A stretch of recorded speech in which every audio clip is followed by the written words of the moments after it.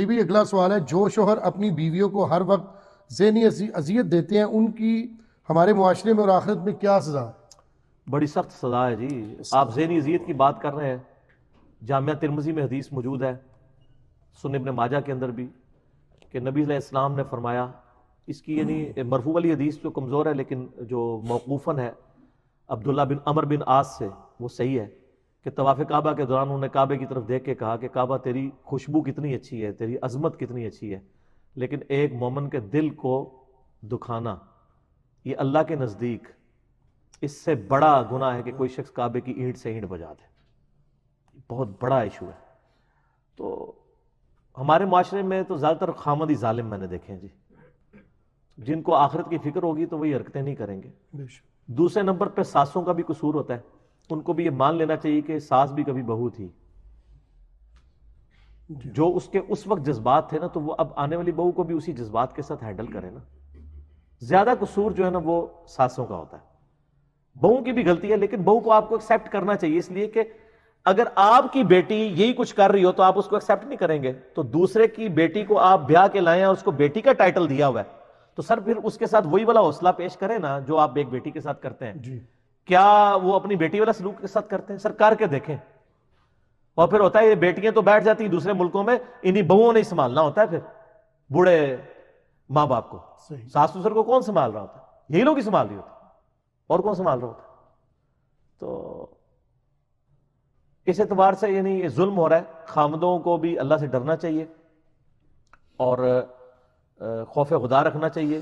کسی جانور کے ساتھ انسان برا سلوک نہیں کر سکتا. بخاری مسلم میں حدیث ہے، ایک عورت بڑی نیک تھی اور نبی علیہ السلام نے فرمایا کہ وہ دوزخ میں جل رہی ہے صرف اس لیے کہ اس نے ایک بلی کو قید کر دیا اور وہ بھوکی پیاسی مر گئی. جی ٹھیک ہے، ایک بلی کے ساتھ ظلم کیا اور وہ نیک عورت دوزخ میں جل رہی ہے.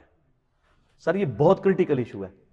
تو بیوی تو آپ کے لیے قربانی دے کے دوسرے اپنے گھر کو چھوڑ کے آپ کے گھر آئی ہے تو اس کے ساتھ اس نے سلوک کرے. عورتوں کے لیے میں کہوں گا صبر کریں، اللہ کی طرف رجوع لائیں اور اپنی کمٹمنٹ نہ چھوڑیں. اگر آپ کے ساتھ کوئی برائی کرتا ہے آپ اس کے ساتھ اچھائی کا معاملہ جاری رکھیں.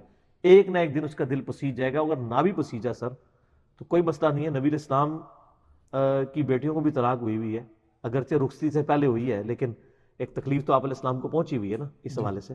تو یہ تکلیفیں ہوتی ہیں. اور عورتوں کو بھی دیکھنا چاہیے کہ وہ بھی بعض اوقات خامدوں سے ایسی چیزیں ڈیمانڈ کرنا شروع کر دیتی ہیں کہ جو وہ ایکسٹراڈنری پوری نہیں کر سکتے. اس کی وجہ سے پھر تکلیف والا معاملہ بھی شروع ہو جاتا ہے.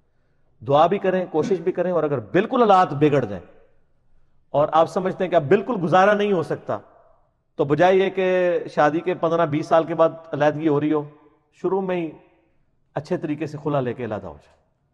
پھر یہ الٹیمیٹ خلا کا اللہ نے اختیار اسی لیے رکھا ہوا ہے عورت کے پاس. جیسے مرد کے پاس طلاق دینے کا اختیار ہے نا، عورت کے پاس بھی ہے. ایک بھائی کا فون آیا عثمان بھائی کے پاس، وہ کہنے لگے کہ جی اس کے اوپر لیکچر ریکارڈ کریں، میری بیوی نے نا بغیر وجہ کے مجھ سے طلاق لے لی ہے.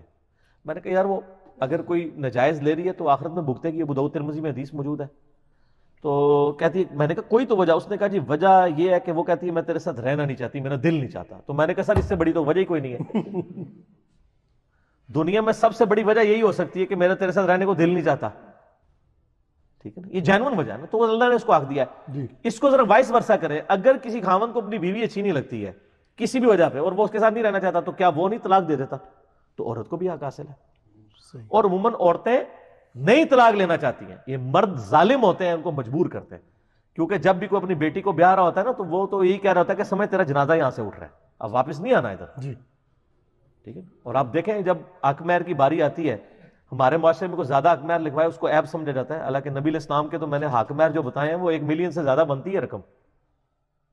کیلکولیٹ کر کے دیکھ لیں تو 500 اوکیا جو ہے وہ چاندی بنتی ہے. 500 اس وقت کے درہم چاندی کے. ٹھیک ہے. تو وہ لیکن یہاں پہ لوگ کیا لکھوا رہے ہوتے ہیں؟ میرا اپنا حق مہر 1100 روپے لکھا ہوا ہے. ٹھیک ہے. وہ اس لیے کہ انہوں نے کہا جی جب بیٹی دے دی تو حق مہر کی کیا امپورٹنس ہے؟ کیا حق مہر کی وجہ سے میاں بیوی بچ سکتے ہیں؟ نہیں. اتنے حق مہر ہوتے ہیں پھر بھی الٹیمیٹلی طلاقیں ہو جاتی ہیں. بلکہ وہ تو پھر علیحدگی ہو جانا ہی زیادہ بہتر ہوتا ہے، بجائے کہ وہ ظلم کیا جائے اور مجبور کیا جائے. اور آج کل تو اللہ معافی دے ایسے واقعات آ رہے ہیں کہ خامن جو ہے بیویوں کو قتل بھی کر دیتے ہیں اور کئی بیویاں بھی خامدوں کو قتل کر دیتی ہیں. ایسا بھی ہو جاتا ہے. تو یہ ساری چیزوں کے میں اگر ایک ون لائن میں بیان کروں تو یہ دین سے دوری ہے سر. دین سے دوری نہ ہوتی تو یہ معاملات ایسے نہ ہوتے. صحیح. ٹھیک ہے نا. تو صبر کریں اور ترغیب پیار محبت سے جاری رکھیں. عورت کو اللہ نے نمبر 2 بنایا تو وہ نمبر 2 بن کے رہے بھی, صبر بھی کرے چیزوں کے اوپر. ٹھیک. ٹھیک ہے. اور جو سمجھدار خامند ہے نا وہ خود نمبر 2 بن کے رہا کرے. ٹھیک ہے. اسی میں عافیت ہوتی ہے. ٹھیک ہے.